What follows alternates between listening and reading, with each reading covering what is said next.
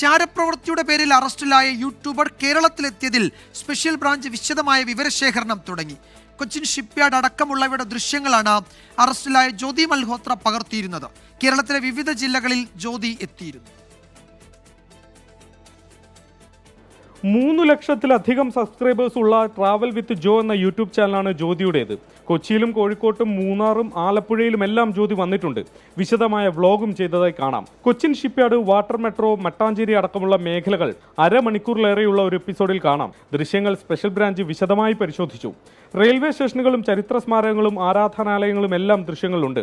പാകിസ്ഥാൻ യാത്രയും ഡൽഹിയിലെ പാക് ഹൈക്കമ്മീഷനിൽ ഇഫ്താർ പാർട്ടിയിൽ പങ്കെടുത്തതുമായ വീഡിയോകളാണ് ജ്യോതിയെ പോലീസിന്റെ ശ്രദ്ധയിൽപ്പെടുത്തുന്നത്.